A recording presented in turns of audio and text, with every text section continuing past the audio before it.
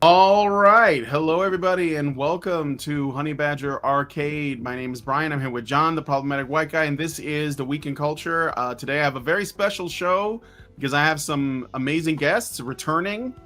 The folks over at CULT Games, that's Roland and Edmund, two of the developers, or maybe, I don't know, how big is your team, guys? Are you guys aren't the only ones, right? Because I feel like I've talked to you guys No. before. Yeah. Yeah, we're not the only ones. We have I don't know, like the team itself is probably around 15 people at this point, but it's not like they're all like full-time employees or something. They're all just people that are kind of like you know, it's a loose collective or whatever you want to call it. Indeed. Yeah, for sure. Well, so yeah, we welcome to the show, Edmund and Roland. So we're gonna be. I guess we should just like jump right in to the show. First, I want to give a quick shout out to the folks watching at home. So shout out to Problematic White Guy, because you were the first guy to comment, obviously. Indeed. Mr. 0303, Norwegian Black Templar, Deadly Do Right, Bob the Darkest Fairy, and Saint Hugo 42 over in the vertical chat. That's how we reach like new users or new viewers. Okay, so first of all, we need a little bit of backstory. So I don't know which one of you guys wants to do the talking on this, but first, let's talk about your game, The Great Rebellion. I'm going to put this on the screen here so people can see the logo. It's currently available on Steam and GOG, and I guess like some other places as well. But it's primarily a PC game. Tell us a little bit about the story behind the development of the game before we get into like the controversy. So. All right, where to start? I don't know. Do you want to start, Edmund, or should I? Yeah, Dev can go quite far back is the thing. You can sort of Putin this. You can start going in 1929. Where should you even start? Yeah. TGR development was after Roland had already done a free game in Germany, Heimat Defender. Went really well, got like 50,000 downloads, but the whole point was just to put something out there that was free. Just to promote the ideas and stuff and have his say, so to speak. TGR then sort of grew out of that as a sequel. Originally it was like a top-down Binding of Isaac type game, and it was in black and white and quite a different beast. Over time we just kept playtesting and sort of went, you know what, we should make this a spiritual successor to Heimat Defender. We should look more side-scrolling again, and it sort of became that the room layout was a bit like a Metroidvania. So you got the sort of enjoyment out of that. But we went firmly down the roguelite direction, especially because Zoomers don't seem to like hardcore roguelikes. They don't seem to like dying and going right back to the beginning. So went down the roguelite direction, and slowly people started to come on board. So it started off with like Roland and Retro Rebel doing the music, and then I came on board for like testing and ended up writing. And then slowly we just got a few more people sort of trickle in until by the end of it there was sort of 5 of us working on and off on it, with Roland being the one guy that was really full-time. But yeah, that's kind of the story of TGR development in a nutshell. Yeah. It was an attempt both to just make a game I would really like that I would like to play myself, that paid homage to games I grew up with, side-scrollers, platformers. I was playing a lot of Enter the Gungeon at the time. I was really fascinated by, procedural generation of levels. I wanted to do something with that. So that was the one thing, and the other thing was just, I don't know, I guess I'm just a bit of a political person, and I just can't keep myself from saying the things I think, and it keeps on getting me into trouble, but I have a hard time not doing it. I don't know, I'm just the type of guy, I guess. So so it ended up a bit political. so yeah, and that's what TGR grew out of, and that's the backstory essentially. Yeah. So then, so like I'm an old person, so like roguelikes and roguelites are like a really unique thing for me. Like I don't really, because when I grew up on games where you had 3 lives, you died, and it was game over. And so you just got really good at it. So like, I can talk a little bit about the game design perspective of that. Actually, Rogue is an extremely old game. It's like it was a game that was made in the late 70s and was played on like university mainframes. It was like a Dungeons and Dragons type game where you're in a dungeon and the dungeons were randomly generated, and that was the big thing of this type of game. And when you died, and you had to start all over again. Levels were regenerated randomly again, and that was the game. And much later, there were many clones of this game in the 80s and the 90s, like RPG games, and usually with very bare bones types of graphics. And then in the 2010s, when the whole indie game boom started, I think it was probably actually Spelunky and Binding of Isaac were two big games that popularized the idea of taking this concept, but like not making an RPG out of it, but making like an action-based game out of it or something, or a top-down shooter or something. And that's where the roguelike idea comes, and then it was transformed into the roguelite genre, where it's like it's not as punishing. If you die, you can actually keep some progress, and you don't have to start completely all over again. So that's basically the difference of that. So I see. So it's though, if you play the white male mode in the uncensored version, or just like hard mode in the censored version, then it is a roguelike. Yes, pretty much. The white male version, yeah. I guess what I'm sort of driving at is there isn't like a lot that is like there's a lot of things that your game does that other games don't do, but I think the real difference, the real thing that separates it is the kind of like, I guess the messaging or the perspectives that are presented in it, right? Would you agree with that or not? Like the sort of like, I don't know, like I don't want to even say ideology because that sounds a little unfair, but more like the perspective of the story, like the way that it positions things, the things that it talks about in the game. I think they're unique. I don't think a lot of our other games, almost no other games do that. Is that fair? Yeah. I mean, in a way, it is. The way I approach this whole thing is that I actually see it kind of similar to music in a way. Like the genre of the game mechanics, we try to make it as good as we can. Obviously, this is not like we didn't totally reinvent the wheel. Like I do know that like games like this are already out there. I basically was inspired by certain games I played, and I wanted to do something along those lines. And it wasn't a game we made out of like some marketing decision or something. Yeah, I don't know. These game genres are popular. We are making this game now to earn such and such amount of revenue, and that's it. I saw it like like let's say a rock musician or something who is writing a rock song, which is maybe not like reinventing music. It's probably kind of similar to a lot of rock songs before, but it's a good rock song. It's well written, and he expresses his opinions in it. So that's kind of how I see the Kvult Rebellion, No, for sure. That's what I was getting at. And because some people, I know some people were like, oh, it's generic because, I don't know, it's a roguelike and so on. But it's good. I don't know. I think it's actually fine if something is just well crafted, I don't disagree with that. I think with all the various parts that come together, because that is the nature of storytelling. I know back when I was in art school, we wrote a 300-page design doc for another dystopia hellscape kind of game, which is why I love Great Rebellion so much, because it was like, oh, this is kind of getting at the kind of world that we were, a forewarning kind of game. But that's a storytelling.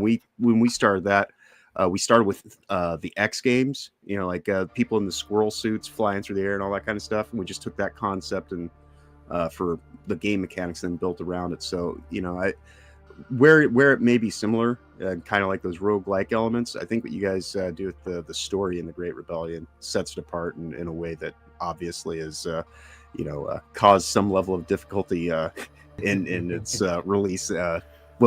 Originally and again today, as we'll get into later, but no, I think it's kind of weird on that though. It's solid. We have a shared political background, Roland and I. So Roland gave me like the crux of an idea, then I just sort of ran with doing the script. Roland would then script doctor, so if there was lines he didn't like, of which not masses, but there was like 10 or something that he wasn't keen on, so he'd change those, or he'd just add things that made things explained a little bit better to people. But what's kind of strange about all of it is, we talk about these previous games of the same vein, things like Deus Ex and stuff, and Metal Gear Solid or something. Like, we're not saying anything that's like that insanely different to what those games are critiquing. already, and that was deemed acceptable at one point, and now it's not. I was watching a Let's Play this morning of someone who's been playing on the Japanese Switch store, and what's kind of striking is you kind of forget what you've written, and if you've ever written in your life, you tend to read back over it and go, I can't believe that's me. That's far better than I feel like I can write. And, yeah, I had actually a similar experience today in the morning. We watched the same Let's Play, yeah. And I was like, damn, that's like very accurate. I was shocked about that, yeah. Going back over it, I was like, I can't believe we wrote that. That's crazy.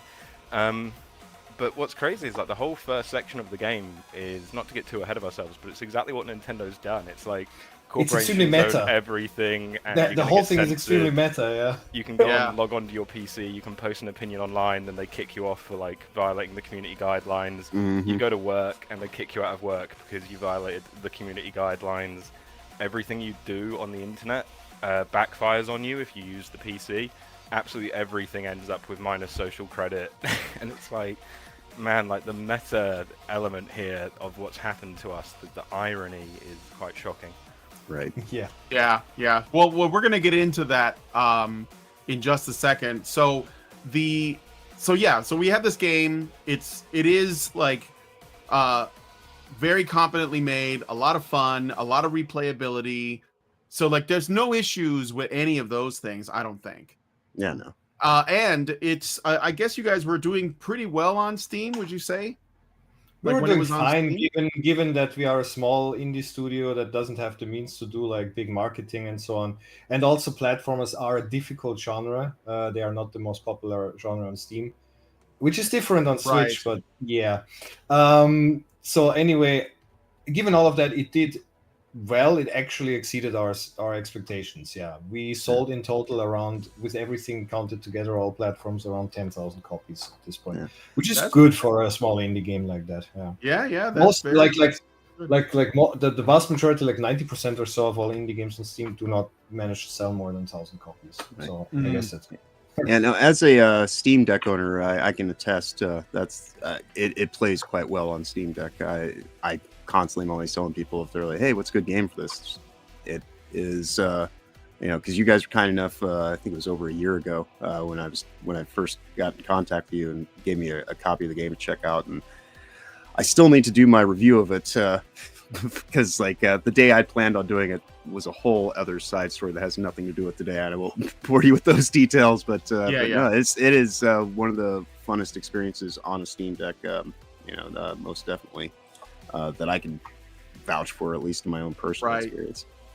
So, okay. So we got the game out. It's political, but again, like you guys said, not really, like, it's not like the first time that's ever been done. There's definitely precedent for that. And it's doing pretty well on Steam, considering it's an indie title. You're getting a lot of positive feedback. It's reviewed on Steam as, I think it's overwhelmingly or mostly positive. Yeah, it got overwhelmingly positive, actually, a few months ago. Overwhelmingly positive, right.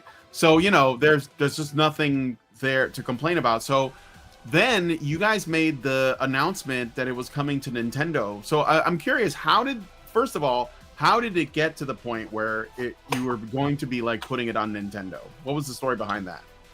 Well, we were actually surprised by we were positively surprised by the reception. And we figured, like, wait, we actually made a good game here. And, the Switch is obviously the perfect platform for this kind of, jump and run pixel art game.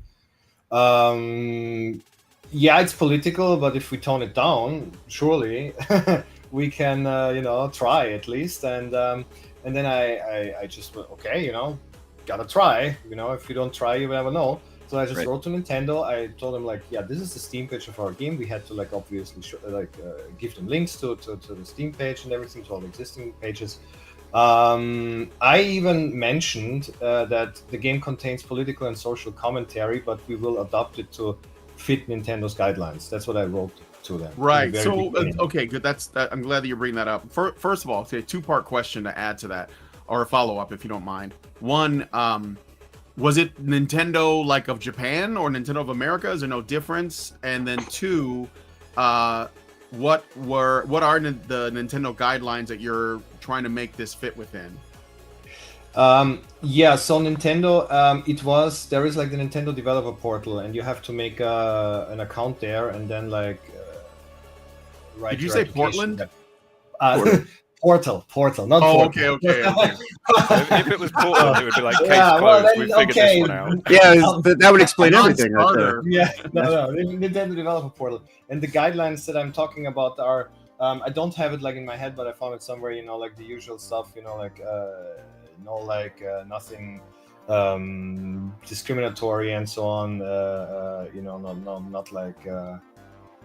Yeah, basically like singling out some like violence against groups and such things, like basically hate speech of whatever Right. kind. Okay. So and generally, I think there was like a paragraph. I do not have it in my head, like I can't recall it completely, but there was also some paragraph about like like political content and such things. So yeah. So what I meant by that was basically we will remove all like explicit references to like real life persons or real life political events, such things. And then we did that. Like we revised the entire text in the game and just turned it into like a regular, cyberpunk game taking place in some like dystopian future where everything is fictional. So like a 1984 future without Basically. any like specific references, basically. Yeah, it's the like, joke Exactly. about 2084 edition, right? Is it's our 1984. It's the Right, actual right. game set Yeah, in yeah. 2085, Yeah, so- I often say there's more honesty in fiction than there is truth in the news. So, that seems one of the easiest ways, the only ways you can actually talk about anything is to go and call it something else. But, when people... Science fiction is usually not really about the future. Right. Yeah. So you guys, how much work was there involved to make these changes, and how much money did that cost?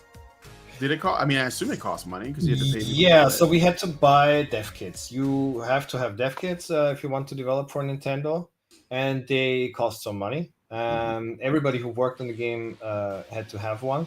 We couldn't afford a lot of them. We only bought 2.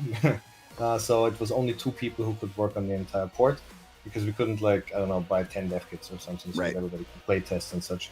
So that made it just already more cumbersome, because we had far fewer people to do testing and such things.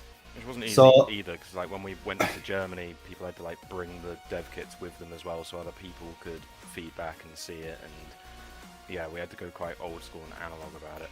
Yeah, we had a meetup this year also in Germany where the entire team came together, people from America and various European countries. It's actually hard to get them all into one place, but once a year we do it. Anyway, so so that was that, and a lot of work went into it. We had to completely redo the entire code related to the procedural level generation, because the way we did it on PC, it just would have used up too much memory. It crashed immediately if we tried to run it on the Switch.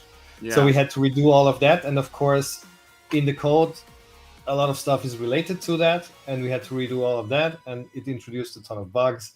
And debugging on the Switch is, I don't know. It doesn't work like if you do things on a PC. Let's put it like that. Right. It's definitely a more... involved process, and there is also a very involved bureaucratic process in with Nintendo. It's not things have to be reviewed and take time, and it's all very. And there are these different regions. There are Nintendo of Japan, Nintendo of America, Europe, and you have to do everything not once. You have to do it for every region. And they will all contradict one another as well. One of them will say you can't show this in a trailer, another one will say you should. One will say don't put the PEGI rating in, the other one will say put it at the beginning, the other one will say we will do that for you, and then the other one will say no, it has to be there for the whole trailer. Redo the trailer so often. It took a lot of time and nerves. And also money, because the programmer who was I am living off this, my living expenses basically were the money that were paid for this. And also the other programmer who also had the second dev kit, he also got some money. And this is of course both that money and that time You know, it could have been spent on one of our other games that we are developing, but we decided. Yeah, for sure. To Because invest you guys have like 4 other projects in the works. Yeah, And exactly. that Arena States is probably that's like the next thing coming. Is that the next without- thing? Yeah, That's the next thing. I mean, yeah, we can talk about the other games we're making a bit later. Gladly. So Yeah. okay, so you had to make all of these compromises, which Yeah, we you were fine with prioritized doing. because we thought, like, you know, we get on the Nintendo Switch. This is like a big Right. thing, you know. Mhm. It Prioritize is. this.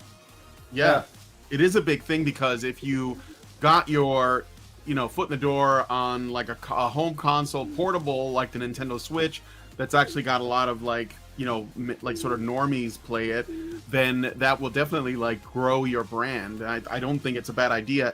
And so you were taking a risk because you're like, well, we're gonna have to spend some more money, spend a lot of time. Could you say like how many I guess months of time it was to make this adaptation and all of these changes and compromises on on the trailers, on the gameplay? I guess you guys had to change like the script for sure. Did you also have to alter like graphics, like Yes. like sprites? Also that, yeah. Yes. We Yeah, I changed assume all their the things. animation. So sprites, obviously doing pixel art is like working on Wallace and Gromit. It's like when you animate it, you're moving it an inch at a time. Mhm. So we had to read all the sprites, read all the animations for those. That took time and money. Some of the old artists we had to get back on board to do some of that. Some of it Roland did himself.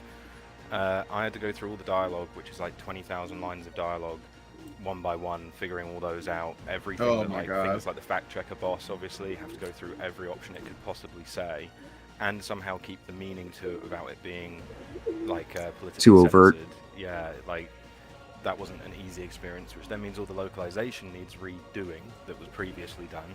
So we were in talks with all of them, and luckily we made the choice not to spend the money on that until post-release, and thank God we did. Yeah.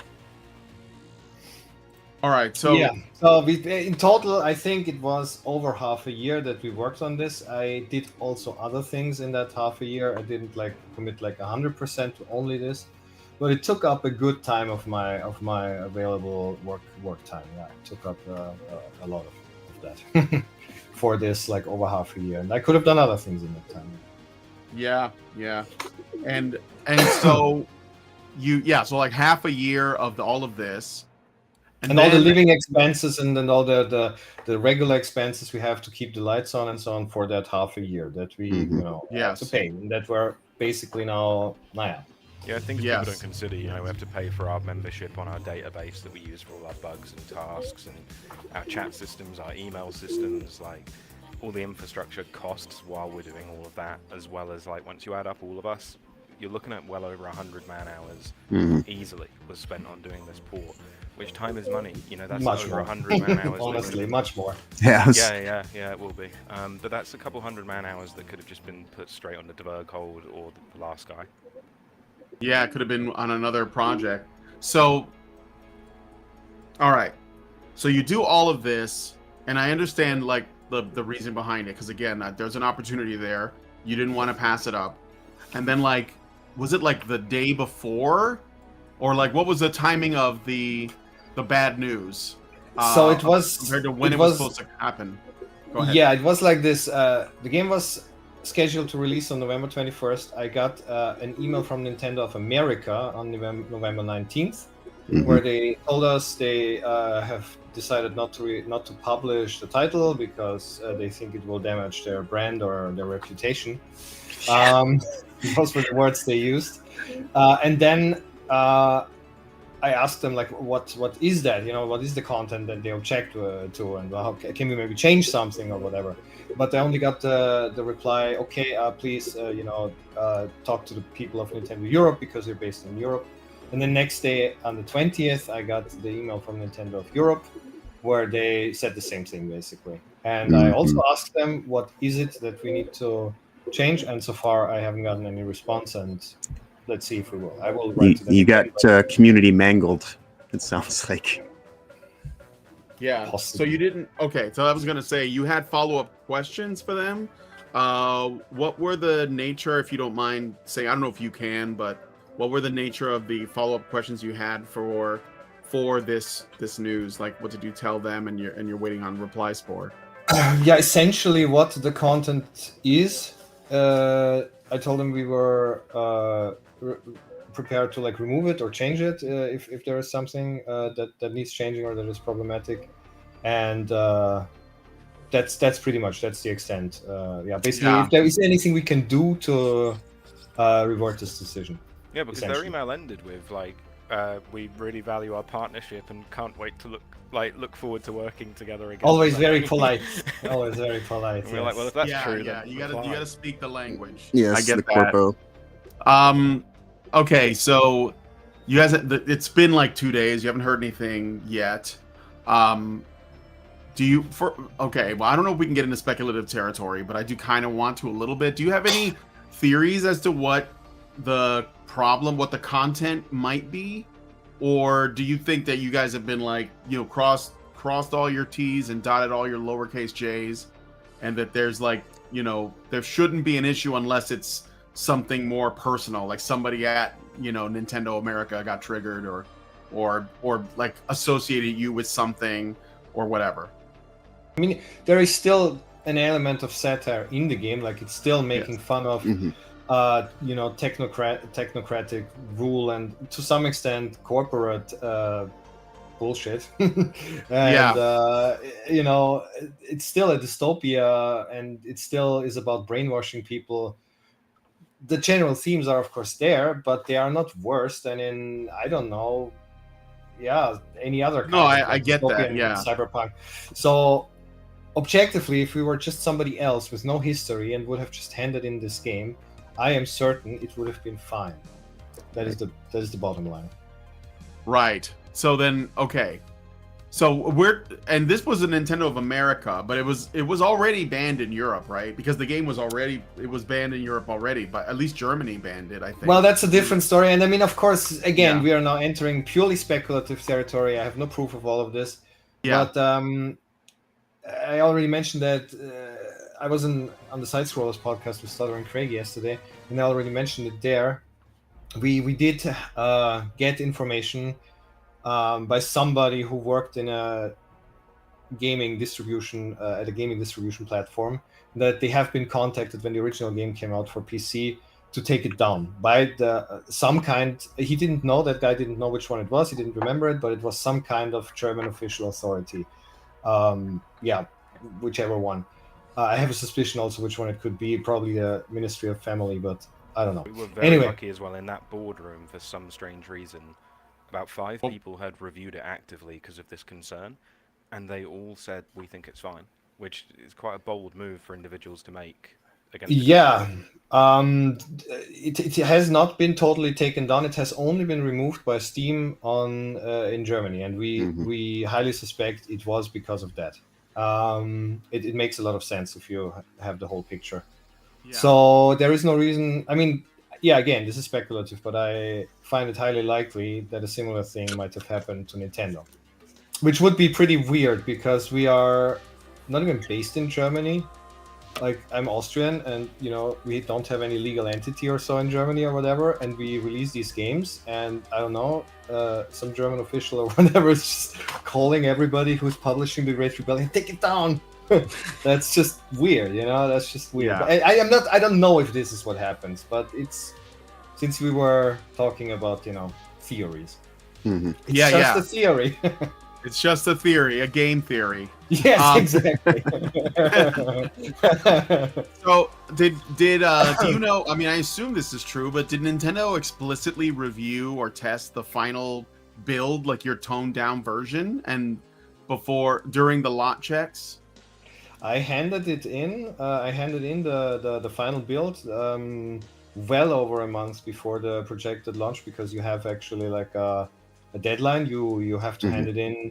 For digital, it has to be 30 days. For non-digital, 60 days. So like there's a long deadline where you have to hand it in before, and we handed in like almost 2 months before, and it went through their review process. It's called lot check, and we also gave them all the promo materials, and they have all been reviewed. The trailer has been reviewed, So I do know that they are very thorough, and they actually do also look at the contents of the game and not just I don't know, like a bear test if it runs or I'll be anything. the format team. So I used to work at PlayStation, and one of the things that would go through is the format Yeah, team. Edmund knows about And that they because he will used to do work at. all your TRC checks, so basically your technical requirements. So they'll just check that things save in the right place. Like if you were to buy a Nintendo game, there's a reason they will function the same.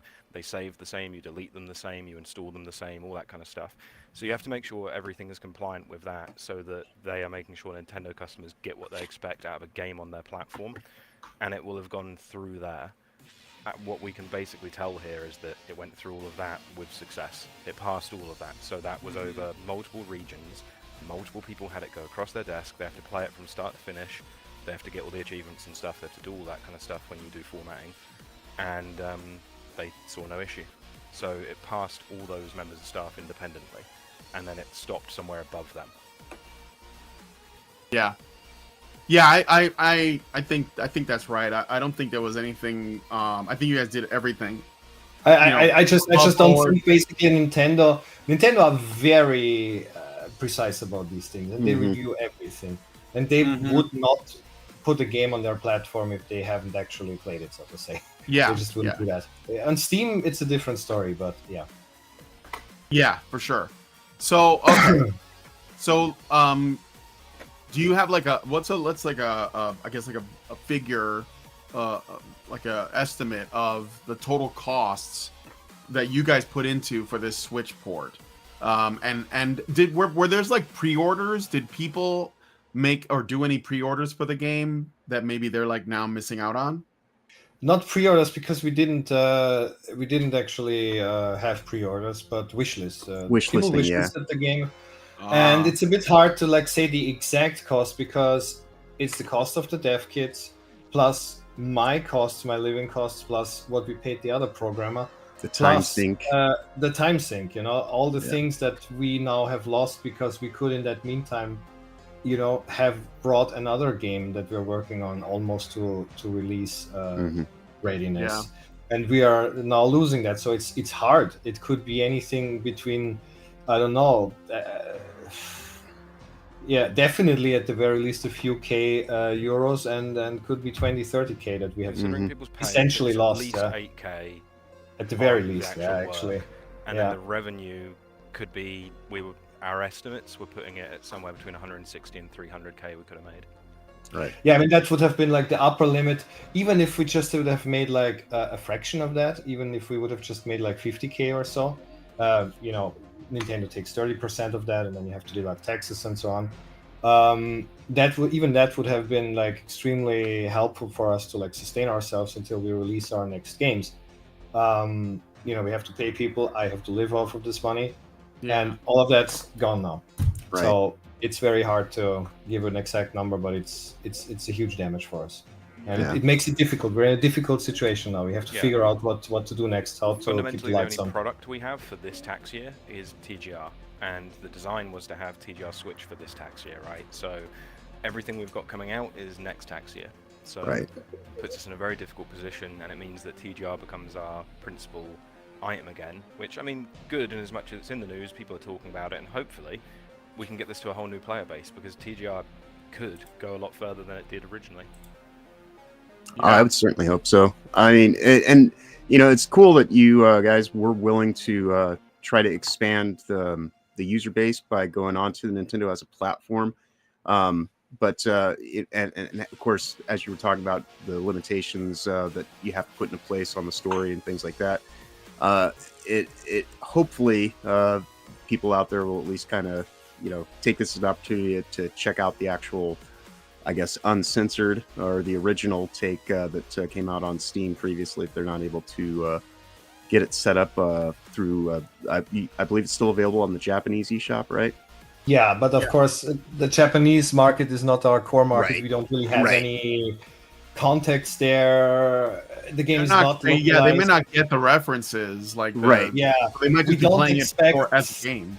We don't expect much from that, so it's nice that it's there, but this is not going to be the thing. Right, it's not going to recoup all the time spent, and all the time and investment that you put into this was time and investment that, as you said, couldn't go to other things. So it's it is to put it like I imagine a specific dollar amount on. It's really kind of an abstract thing because there's also like even more vague costs attributed to it. It's obviously demoralizing for everybody on the team. Absolutely. I think that's the point. And I think part of the point is to demoralize you guys. And I just would ask that you stay strong because they want you to quit. I think this is personal, personally. Yeah, I think it's personal. But let me ask you this though, since you're talking about money. So you had to pay for these dev kits. They were very expensive, and it sounds like, I don't know if this is true. Maybe you guys know. I'm sure you do. Did Nintendo breach a contract by like having you pay for something and then pulling the rug and saying, sorry, we're not doing this? Can you get a refund at least for the dev kits? No. Claiming so legally, they're 100% breach? protected. So all of our arguments might be morally correct and principally correct, but legally they're fully protected. It's their platform. We bought into an agreement to get those dev kits, and they hold the right at any point to pull your game, even post-release. So it's abortion up to birth for them. That's the fact of the matter. So yeah, we're not protected. We can't actually put up a legal argument per se. We could about things like communication. There are things that our solicitor and lawyer can look at and say, they can send some threats a little bit higher up saying you legally have contracted to communicate with this team and part of your partnership system.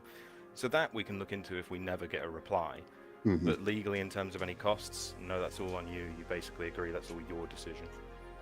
Yeah, you basically just buy the dev kits like you buy any other kind of hardware. It's not like that makes them liable for anything. You just bought those dev kits. It's your decision. You also can pick which one you buy. Which, if we'd have leased them, we'd probably have more of a problem because they'd be chasing us to get a hold of them or something. So leasing would have been the wrong move. Yeah. Yeah. It was kind of interesting, given that the reasoning was possible brand damage and lowering their reputation, which I think the irony of this is they have in some ways, as you were talking, it's very meta because they kind of took this corporatist stance on a work of fiction that's supposed to make, allow people to have not only just a fun leisure time, but something to actually think about. And I think that them pulling this, quite honestly, is far more damaging to the overall brand for Nintendo than to actually just, allow for a game to exist and live and breathe on its own validity. So and it is kind of ironic. History. Like their history of censorship is famed throughout, the world of gaming. Things like Mortal Kombat, things like turning blood into sand, green blood in video games, all that kind of stuff. It's really famous. And Arturi, the guy who's the lead developer on the last guy, Serena States, he said in the meeting about all of this when we had sort of a quick crisis meeting to go over what are our options here. He said, exactly that. It was like the history of Nintendo, given that, and given that they've been trying to claw back from that for a long time. Very strange that they're doing the same thing now, yet back in the day, they used to say to the developers, well, do this, and we'll put it on the SNES. Now you do what they say, and it still doesn't get through. So It's like double censored, right? We censor it, then they censor it, and it's like, it makes the Steam version all the more sort of tantalizing for people, because it's like, well, this thing's been censored twice. Right. Yeah, that's wild too. That I thought it was weird that you guys were gonna get it on the Switch because I thought, well, that's probably the last place I'd expect it to end up. But no, honestly, but not surprising to see the consequence of that. And yeah, you're right. It's double censored. It was already you guys already compromised, and it didn't really pan out anyway. And so because they banned it regardless. Do you guys know... if they would have immediately rejected it, then okay, whatever. I wouldn't have been surprised. We would have done something else. It is what it is. But we were actually surprised that it went through the review, and we were like, okay, fine, I guess. Yeah, that's crazy. You guys know, because we can only look at, or at least all I know about are the sale that it's not banned in the Japanese shop, but that it is in the European and American shop, which includes Canada, the United States, and Europe. What about other South America or China or other parts of East Asia? Are those different Nintendo shops? Sorry, I don't really know. Those are also different regions again. South Asia, China, that's a whole different thing again. we have only set to release for now because there are bureaucratic reasons for that. To release in the Americas, that's one region. Nintendo of America includes South America. Then Europe, and which includes Australia, and Japan, which is a different region from Asia. So these are the 3 regions we registered to publish the game initially. We thought we could maybe, when we have the fitting localizations, we were even thinking about Indonesian translation or whatever, and could then expand there later. But these are the 3 regions that we have for now registered. And UK acts like a different region to Europe, but actually falls under Europe, despite having its own pricing, its own website. It still actually just falls under Europe, which is rather fitting, actually, given that that's how the UK acts generally. Yeah, right. Separate but equal. So, all right. So this really sucked, and I guess Torch Games, he wrote a Substack about it. So people have been talking about this as well. And what's interesting is, and I knew this too, that is weird because Nintendo has a lot of, let's say, stuff on their store that would be controversial for different reasons, I guess.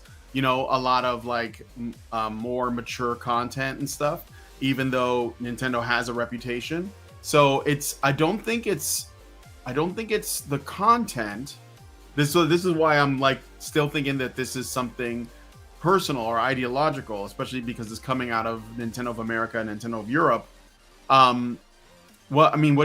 Did you guys see? You shared his Substack, actually, didn't you? Yeah, I just shared it on Twitter. It seems that Nintendo's criteria for censorship have shifted quite a bit over the years. Because I do remember from my childhood, Nintendo was very concerned about having this family-friendly image, and they were very strict about what to remove from games when it comes to like sexual content or violence. And they absolutely don't seem to have a problem with that anymore. Seeing like, I don't know, the panty shot simulator or whatever games that they have. No, for sure. That's what I was thinking. The hentai shop simulator and whatever. So apparently that's okay. And again, but now it's the political satire.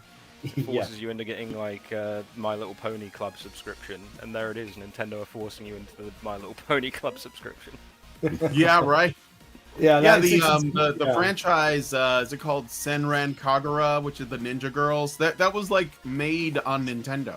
I think it was like a DS title with the like voluptuous ninja girls and like the panty shots and everything. And Nintendo put that out, and I thought that was, and I think it was because they were trying to compete with the big consoles, Xbox and PlayStation, and those were, especially Xbox or Microsoft, they were very like pro mature content. I think Nintendo was trying to compete with them, but they're missing out on like, that's not the deepest game. You know what I mean? Like, so I don't know. It's just.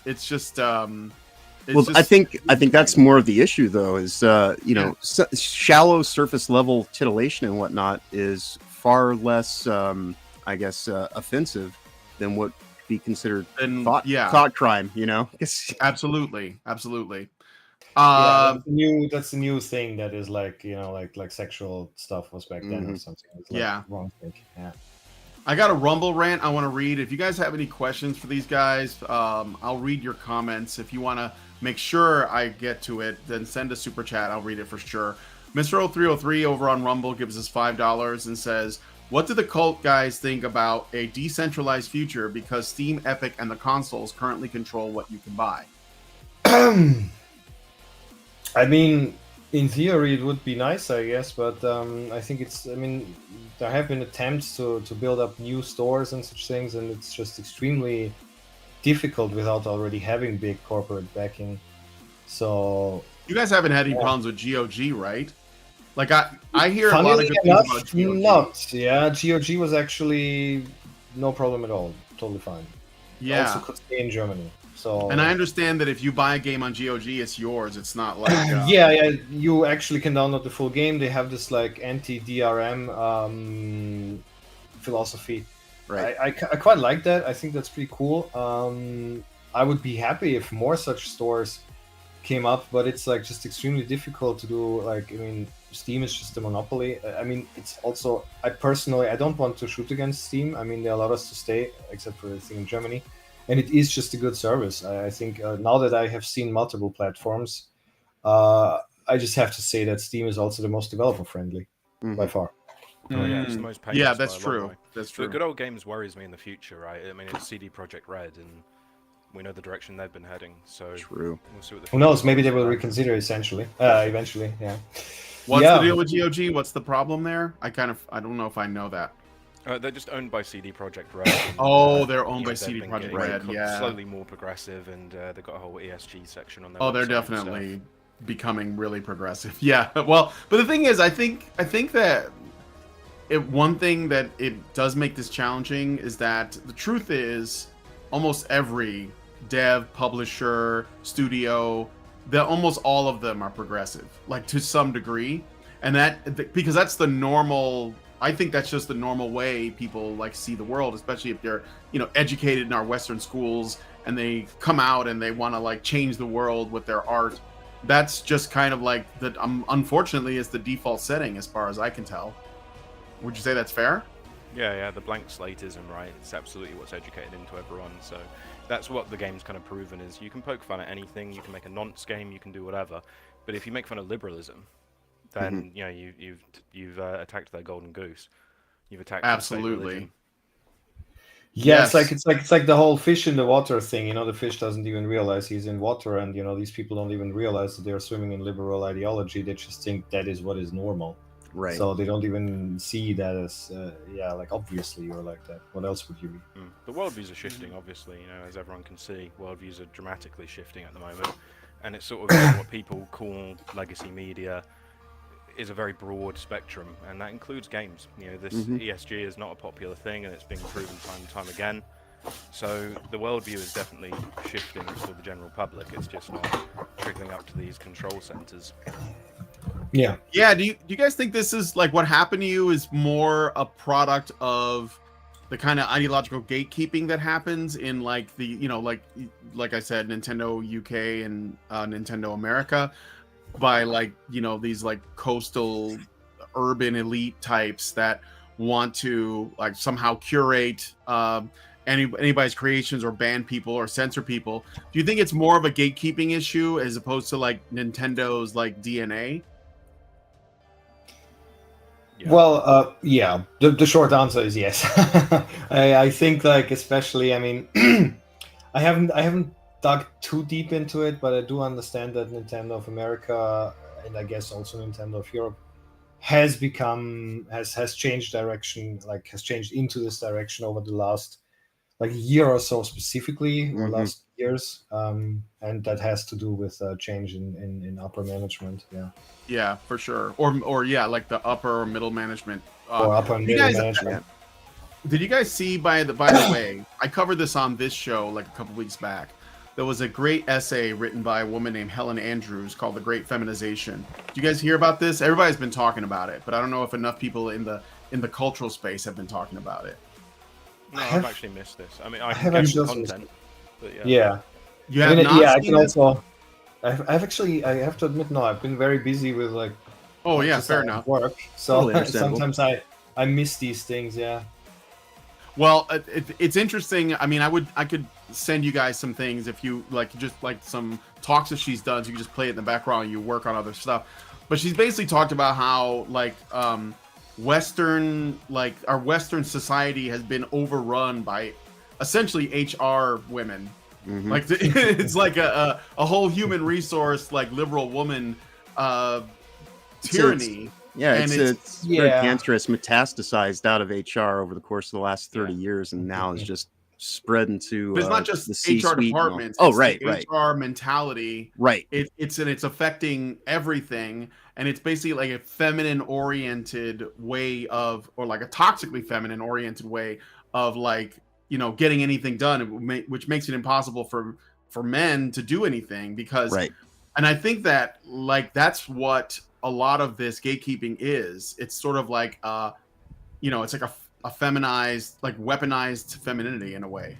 Yeah, Right, a lot you of guys- secular women, right? Their main principle Yeah. is harm avoidance. Yes. Morality is currently being derived from harm avoidance. Harm, of course, being a subjective matter, because what a Muslim Right. views as harmful, a Christian won't, etc. Vice versa. So, yeah, it's definitely everything's centered around harm avoidance in the same way that's how a mother operates, which is fine if it's in balance, of course, with a father. But we basically have a patriarchy that has allowed all of these things, but for women to be basically running everything as if it's a matriarchy, being allowed to do so by a patriarchy. Yeah, no, So, I pretty we do much. see it. Yeah, we do see it. I agree with that in general. I do want to. I have like one caveat with this whole thing, in the sense that I have seen that especially like people who are, I don't know, whatever you want to call it, on the right, for instance, like right wingers, whatever, or more conservative people, they do have a bit of a tendency of just like, you know, blaming women. Like this is the fault of women, you know, and it's good that you said toxic femininity, because what this actually is a weaponization of like certain toxic, of certain female traits that are being like over, like their fear, Overwritten. their Right. Yeah. their safety. These are probably actually good traits if they are used like for taking care of children, having a family. You know, you have to, if you're a mother, you have to like keep your children in check, and you have to. So it's like I generally agree with the verdict, but I have observed this pattern with people on the right, that they are just like. That basically they blame it on women. They think women did this to us. You know, they Right. have like this psyop, right? They're your women, they're your Exactly. mothers, your sisters, your wives, your daughters. You can't fall for that psyop of hating your own women, right? And like spreading incel culture, basically. Yeah, that's what I was getting at, basically. But Right. essentially, the effect is correct as you have described it. Yeah, that's where we're at.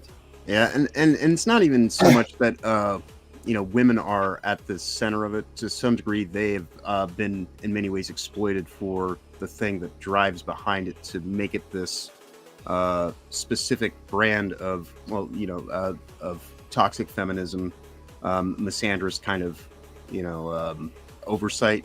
Because that's what I was saying.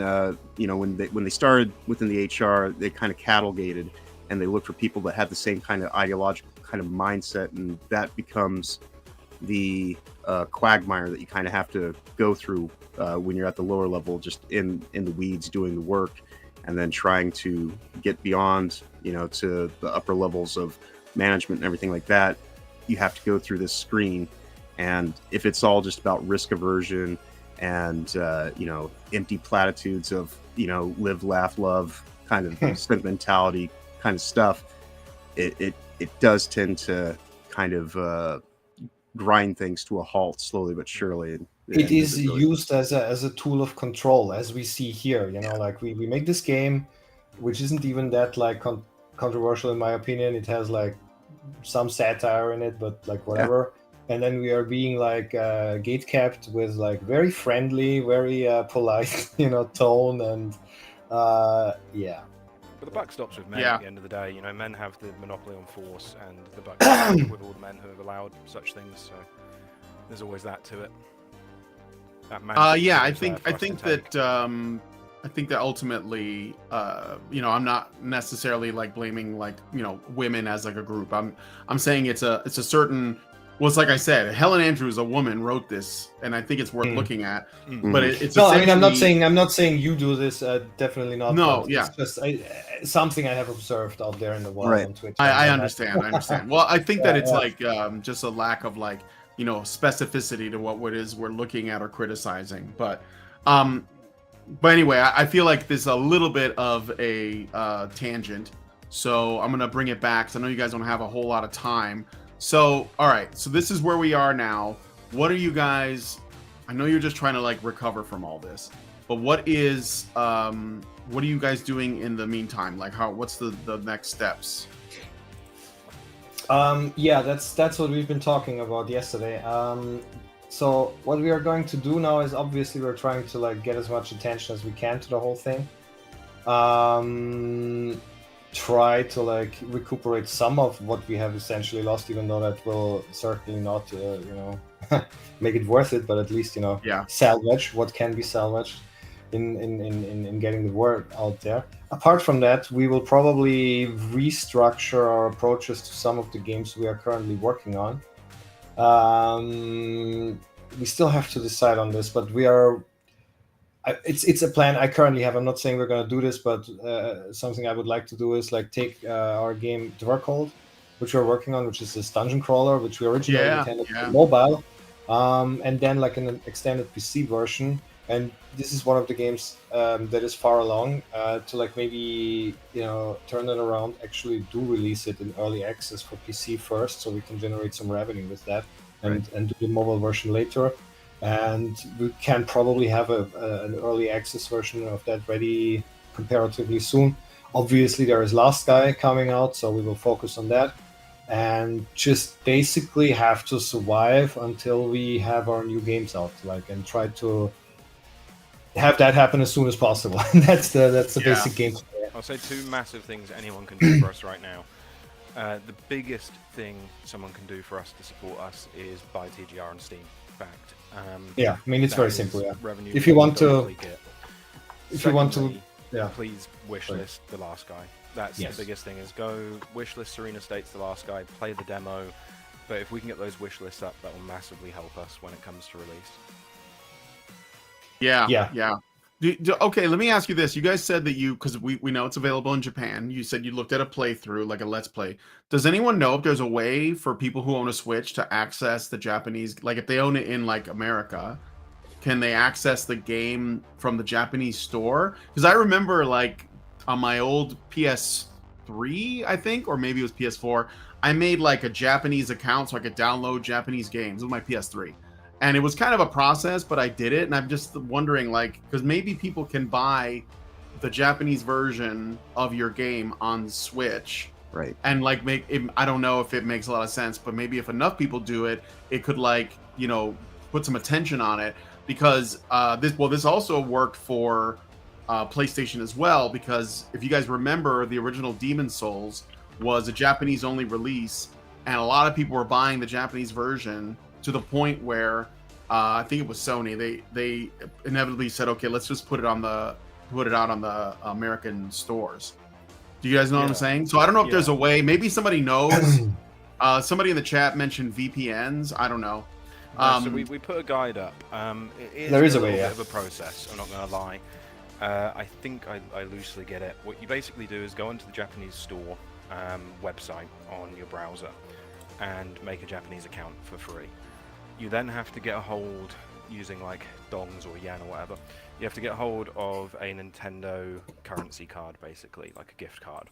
So I think you can do that via Amazon, I think you can do that on the actual Nintendo store, but you have to get Japanese points on your Japanese account. You then buy it using those points, that will download it to your Switch. I do think that each time you play it, you have to use that Japanese account on your Switch. I don't think you can install it, then swap accounts. Right. Maybe you can, maybe you can't, I'm not sure. But as long as you just put your free Japanese account on your Switch, you can. It's a little bit of a process, but fundamentally it's going to take you like 15 minutes. Right. Yeah. Well, because I know some people who watch, they have a Nintendo Switch and they wanted to buy the game. So it's something to think about as an option. So, all right. So, yeah, and also wishlist the Serena States, The Last Guy. I demoed it. I actually made a video of myself playing through the demo a while back. And I don't know if you guys have changed the demo. Sometimes people update them and stuff, but I think I played it like right when it came out. So is it the same demo? There was an update, at least one. I mean, there was like the whole Halloween event update. Where, that's right. Yeah. Yes, that's right. And some bug fixes have also, in addition, been up. Some bug fixes and some design changes as well. Bits where people weren't clear where they had to go and stuff. We changed a few bits. Arturi worked really hard on that and his team. So yeah, they've been making sure that the demo stays in line with expectations for the full release, basically. So pretty much anything that's fixed for the full release and is improving for that, they go back and improve that for the demo as well, so people get a better idea of what they're really going to be getting. Yeah. And apparently you can get cards on Nintendo on PlayAsia. So you can go to playasia.com if you want to get like Nintendo, what do you call them? Point cards. The cards, to buy games or stuff, whatever on the Japanese store. So I think it's totally doable. If you guys want to support them, I would do that since it's there. right? So yeah, I think consider doing that. Yeah, I do think that that's probably if you are going to sway minds at Nintendo of America and Nintendo of Europe, ostensibly because they are ultimately a corporation. So if they see that people are still going through all the extra hoops to support it, and hopefully if it does well enough through the Japanese store, then maybe they might actually just say, you know what? It's kind of like what was it, Red Pine Lake a few weeks back with them getting arbitrarily censored on Steam for stuff that, you know, if there's enough of a grassroots support kind of motivation behind it, hopefully Nintendo might change their mind. I mean, that's completely speculative, but I would say, yeah, if you do have a Switch, it's worth like the 20 minutes of your time. A tough by decision using your dollars. It's an idea. It's a thought. Yeah. So those are my thoughts on that. Let me see if there was something. Oh yeah. I don't know if you guys are in contact with other indie devs or anything, but do you know of any other indie devs that may have also run into this problem, either with Nintendo or anywhere else, or do you guys kind of like keep to yourselves? Where we've seen it, it's kind of been games that are a bit grim. So we found a list online. A guy's been documenting everything that they censor, but to be honest, everything else has been something that were I in charge, I'd censor. So. Oh yeah, like rape play and stuff like that. Basically, it's all been sort of like underage things and stuff like that. Most. Yeah. No thanks. Yeah. So it's a bit tricky. So I don't quite like being put into a list with them. Right. But yeah, for what it's worth, there is that. But like one of the toughest decisions we face currently is we've got someone lined up who wants to do the Japanese localization. Obviously, being on the Japanese store, that would be very helpful for us in a country that, you know, most people don't speak English. Very nice. But the tricky bit being, we don't know where we stand. Like, for all we know, this is going to be taken down in 4 days. It could be taken down in an hour. We don't really know where we stand, and we're not really hearing anything. It's just been silence. So, you know, this person's willing to do it a lot cheaper than localization is actually worth because they care. But it's tough for us to decide, do we make that move or not? That's, you know, more money down the drain if it goes. So we sort of got to see, once the dust settles, we're sort of giving it a week, maybe a little bit more. That makes sense. Then we'll look into localizing it for the Japanese audience. Yeah. Very cool. That's a bit promising. Yeah. All right, so I got a super chat. I'm sorry, I got a super chat really quick from Master Goa for $10. Thank you, Master Goa. And he says, collective West governments are liberal, so they can't allow anything to challenge feminism because that's the core of leftism. The right is declared fascist because it challenges the current order. I'll just say the non-left, like basically anybody who's not on the left is considered far right. If you notice, it's a broad umbrella, and we're all under it. But yeah, it sounds a bit like a cliched thing to say, but I have actually come a bit away from being too strict on, like, you know, the right-left division. There are plenty of people out there that I've met that, you know, are a bit unclear where they fall on that line, and they have at least some reasonable thoughts as well. So, you know, I don't really like this whole like division thing, like left and right wing people constantly at each other's throats. I don't know, Democrats, Republicans, whatever it is, you know, call it what you want. So yeah, it's what the Masons want. I mean, essentially, yeah. Right. Yeah, and some other people. Okay, so let's see. All right, so we're going forward. So what's the how are we looking on the Serena States? How much of a setback was this, and what do you guys think about when that's, you know, we're going to learn more about that game? So Serena State's planned release, I mean, we can't give you a completely like set date at this point, but we are planning a release in Q1 next year. It is relatively far ahead. It's relatively far done. Like the guys have been working on it for like, I think almost 3 years at this point. And yeah, so that's really not very far off. And I'm very much looking forward to that game, you know, being released. It's obviously a bit of it's a different thing than the Great Rebellion. It has different themes. I mean, it also has some similar themes, but it's a very different approach to the whole thing. You know? Yeah. What would you say it's if like, I don't know, like it's a lot less controversial? I mean, I don't think the Great Rebellion is that controversial. but Serena State's even less so. It's almost like it could be a game that came out in like the late 90s, you know? Yeah, that's the main idea behind it, and I think like this is the entire direction we want to go in. Like games still can transport things, but they don't need to transport them like too blatantly or whatever. It's these things are subtle. I don't know. I sometimes talk about the Lord of the Rings as a good example of that. I mean, not that I would claim that we can do something on the level of Tolkien, but but like it's not political and it doesn't contain. Tolkien himself was against like using these simple analogies like, I don't know, Sauron means this and Aragorn is this person and so on. But nonetheless, it transports things. Obviously, it appeals to certain people and certain other people don't like it. So I think like all of the stuff happens on a deeper level. I don't know Serena States. It's like a PS2 game. I've been playing a lot of PS2. I picked up a PS2 very recently, and I've been loving that nothing's censored. Yeah. I log in, and well, I don't even log in. I turn it on. There's no login. There's no advert. There's no season pass.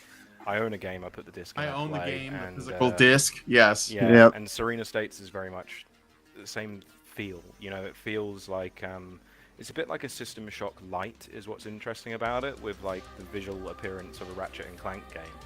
But it's deceptive. It's deceptively deep. Right. The barrier to entry is very, very low. But once you get into that game, you realize it's kind of got more in common with like System Shock than Ratchet and Clank, even though it looks more like Ratchet and Clank. Mm-hmm.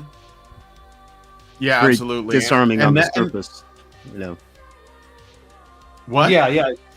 It's almost supposed to be like, it's basically supposed to be a child-friendly game. Like there is nothing in it that is gruesome or whatever, and it has like this playful, almost childlike, I guess. Well, it's kind of like the Odyssey games back in the day. They had some very heavy Odyssey. Those are Yeah. pretty violent, actually. Yeah, Well, they can be. But the thing is that there is like this darker undertone. Absolutely, Right, yes. absolutely is there. But it's again, it's kind of subtle. Yeah. The main Right. dev is Finnish though, and I honestly believe the Finnish are really good at like adding these really light elements, like the character is very cute, for instance, in a really bleak world.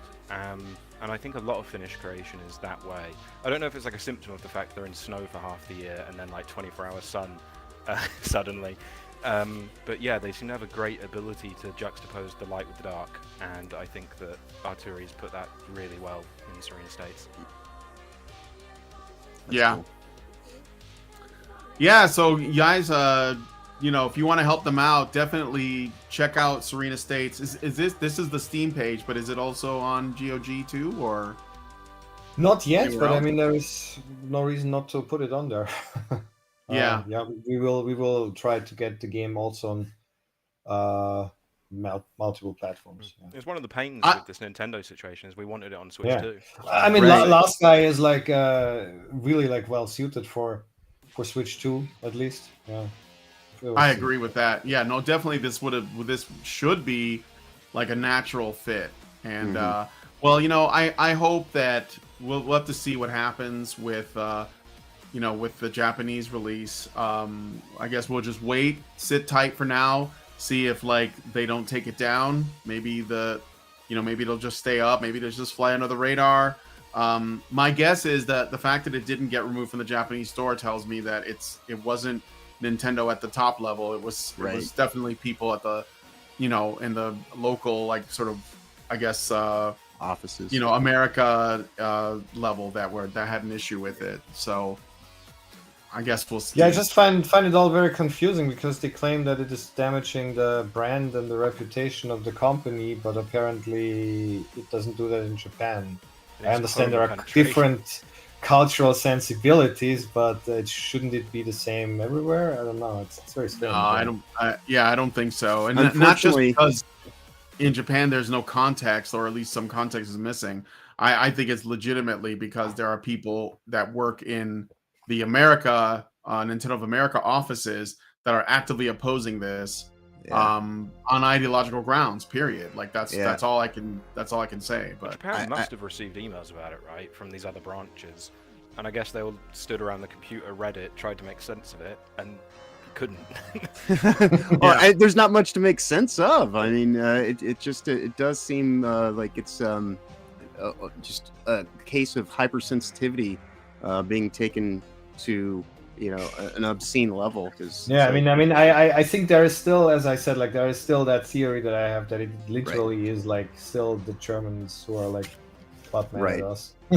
It's at least a possibility. It's either that or as you said, like somebody in the middle layer, middle management area somewhere in there. Yeah. Probably. All right. Well, the game is The Last Guy, and the other one is The Great Rebellion. Definitely support them if you can, and hopefully, we'll be able to like soften the blow if you guys haven't, just so that they can like recover and get us more good games, because they got other stuff in the works as well. You meant there was an old school RPG. It's like turn-based, right? Or turn-based. Yeah, it's kind of like it looks like wizardry, but like it's turn-based. It's kind of like imagine a turn-based version of Dungeon Master, where the combat is almost more a bit like a puzzle, where you have to time your turns and look where are the enemies and what kind of actions do you do now and so on. So in the way, it's kind of like a chill game. And it's supposed to be very, like, really heavy on atmosphere. We actually got a Russian dungeon synth artist who is very well known in that. I understand it's a bit of a niche genre, but in that genre, at least, he's very well known. He will make music for this game, and we really want to like, revive this like old school Dungeons and Dragons, dungeon delving feeling. And there is also a light base building aspect to it. It's a little bit, imagine something like Darkest Dungeon meets Dungeon Master. That's kind of the basic idea. Or so you can, okay. I thought of Might and Magic on the Sega Genesis. I remember playing that one. Might and Magic is also. There was this like genre of games like with this grid-based movement. They tried to do like a 3D world, but it was before actual 3D graphic was feasible. Dungeon Master, Eye of the Beholder, Lands of Lore, Stone Keep, all these games, and they are very much like the inspiration. And we want to have like this comfy feel, like you're in this dungeon and everything is kind of like foggy and you don't know where the monsters are, and I don't know. Yeah, so it sounds kind of my actually this is basically my passion project, really, because I just love this stuff. It is a crazy cozy game for a game that's technically terrifying. It's weirdly. Yeah, that's an interesting phenomenon. I always found that's always something I found interesting. That like there is always something cozy about horror. I don't know if that makes sense, but I've always found that there is like something like horror stories. They are supposed to scare you and frighten you, but of course you also know that you're always like actually in safety. And I don't know. It's the cozy to scary Victorian dichotomy Christmas, or something. like everyone used to tell ghost stories. That used to be a British tradition. Was Christmas night you sit around telling ghost stories, which is kind of crazy when you think about it now. But yeah, it's that same thing, right? Because it's winter, you're all inside, it's snowing outside, but you're warm, you're safe. Yet there's a ghost story. But at the end of it, after all this suspense, after all the endorphins, whatever, turns out you're safe. Yeah. And that's kind of what we want to transport with this game. And as I said, we originally wanted to release it for mobile because we had this idea we're going to make the anti-slop mobile game. There used to be a time when mobile games were not terrible, and we want to bring that back. And I still want to do that, but we might, basically for essentially financial reasons now, kind of do it the other way around and have like early access on Steam and do it PC first. We'll see about that. That's a strategic decision we still have to make. Like actually, I wrote handheld, not mobile. Exactly. There was a time games were handheld, not mobile. Yeah, and we have two more games actually we're working on. One is more or less a sequel to Great Rebellion, but at this point it has also very much evolved into its own thing. Edmund has been very busy writing lore and setting for it. Like at this point, it's turned into like a very pretty unique and cool setting. Actually, it's very distinct from like the first game. So it's like Euro Fallout, basically, very European Fallout. So rather than it's like isometric, right? Yeah. I saw that in your sizzle reel you put out a while back. Yeah. Yeah, It's exactly. artistically becoming very different. So it's getting more like the retrofuturism of Fallout, but picture that as European. So rather than getting the Americana, the chrome aeroplanes, and all that kind of stuff, the Norman Rockwell paintings, it's more, well, what if you had the same sort of split in Europe? So it's all like German technology and planes that have progressed, French stuff, whatever, right? And like British Very cool. technology. Yeah. Yeah. But then, likewise, we've done a similar thing with the law. So if to an American audience it would be like capitalism reaches a peak, militarization, nuclearization, well, what would that be to Europeans? And like the European mindset is far more about kings and queens and emperors, right? So it's more that we reached a peak of empire and there was like a sort of quasi-religious imperium that then collapsed instead. So that's kind of where ours splits. That makes it a bit different to Americana. Very Yeah. cool. Nice. So we're really going hard. There hasn't been a lot of progress that we can that we have shown to the outside for Hyper Rebellion because we have been so busy, like basically revamping all this a little bit and coming up with this new setting and lore and aesthetic style. But we think it's going to be worth it because I think the end result will be really interesting. And then our last game that we announced and that we are working on, which is currently also a little bit on the back burner because we just have so many resources and so many people who can work on things, but we are still working on it, is Biostician, which is an episodic adventure game, kind of like a point-and-click adventure of sorts, with a few twists to it, which takes place in a... It's kind of like a futuristic cosmic horror in a solar punk dystopia, which is An adventure game like Monkey Island kind of a thing. Yeah, a little bit like Monkey Island or Longest Journey or so. And it's also gonna be basically a horror game in the form of like an episodic adventure, like short adventure, short episodes or so, like 2 hours playtime maybe. The idea is that we can produce them relatively fast. Dave But Martell's that's writing them though, and he's a good writer for this like weird fiction. And the universe is really intriguing, like because normally a solar punk is quite hopeful. It's like eco-futurism, so everything's green, everything's run on solar power, and like everyone has reached this sort of liberal utopia. But it's what is that if it's rot? It's well, the original idea of solar punk is kind of optimistic, but in our game, it didn't really work out, and everything has basically gone to shit. So you are this like guy, you're like a tech guy, you're like an AI technician whose job it is to like maintain the cities, which is the city's AI systems, which are kind of sort of still holding everything together, but it's like this mega city sprawl that has kind of evolved. But it's like with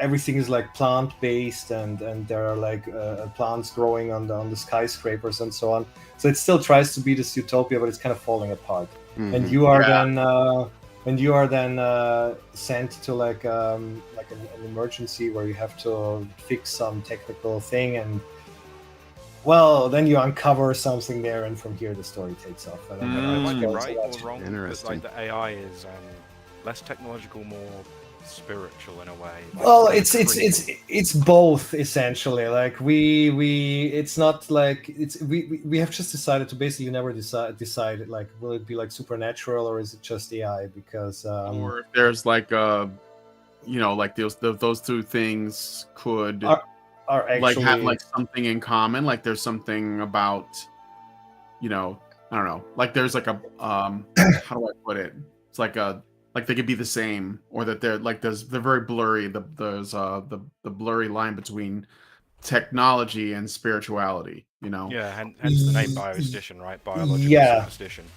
It comes from exactly biology and superstition. It's like it blends like a materialist world and worldview and like a mental.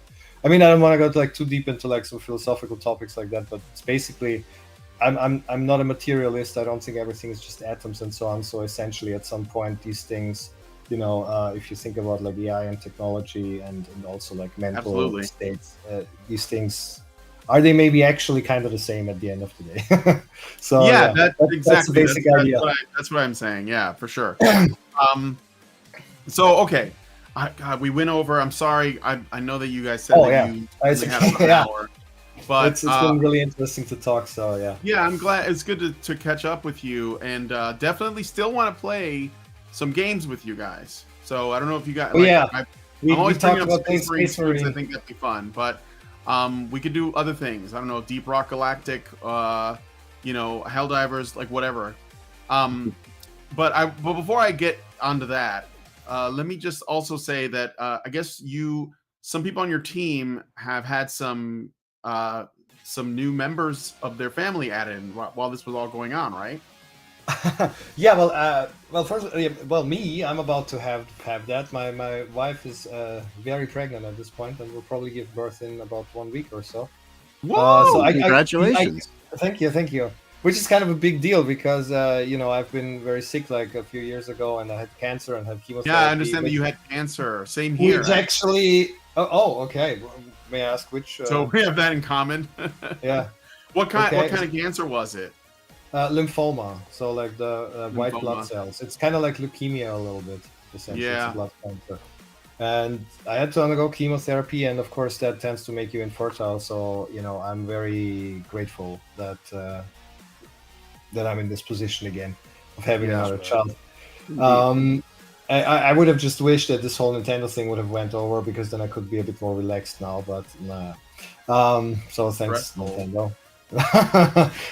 But in any case, I'm of course nonetheless very happy about it. And another team member has like a 6-month-old kid at this point. Like he also recently became a father. By the way, it's tentative early days, but my wife's pregnant as well. Oof. Yeah. Oh, congratulations! Oh, congratulations! Surprise announcements, yeah. I didn't know that. Like, damn! Yeah, Congratulations, Edmund. Yeah. Nice. Yes. Nice. Very big win. Okay, the exclusive on this. Yeah. Stream. Yeah, you guys. Now you really have to share the stream, guys. Like, That's right. Yeah. I wish I had. I wish I had my cigars with me. I'd light one up. That's what we got to do too. We got to bring that back. Where men light cigars when they hear about other men having children. That's I've like got to be careful, though, right? Because everyone's going to start thinking it's a sex cult at this point. Yeah, I know. Everybody's having getting babies. pregnant. How did that happen? What kind of crazy shit is that? Yeah, no, we're like pro-natalist. That probably. I know. What a wild concept. Horrible. Well, congratulations on the kids. Yeah, to congrats, both of you guys, Yeah. and to your team member as well. That's amazing. I am infertile because of cancer. So, and my wife and I are, we're just promoting other people have kids. That's all I can do. So, Awesome. Sorry to hear that, but yeah, that's a good way to deal with that. Yeah. But are you doing fine now? Like, are you? Are you doing fine now in general? Like, are you? Yes. Okay. It was a while ago. I had cancer in 2017. So, but yeah, I did 4 rounds of chemo and surgery because it was gonna. I was misdiagnosed, so like I dodged the bullet. I wouldn't have been here today if my wife didn't say we have to go to the hospital, because I was like, I went when I first thought I had something, and the doctors were like, "Oh no, it's just a bacterial infection," and then I was like, "Okay, cool." That sounds very familiar. I had also, like, in the beginning, it was like for months. I went to the doctor, like, yeah, I'm having like night sweats, I'm having constant recurring fevers, I'm feeling really weak. He was like, yeah, it's just a viral infection, take some vitamins. It came again, same thing. Then like the next doctor thought I had tuberculosis.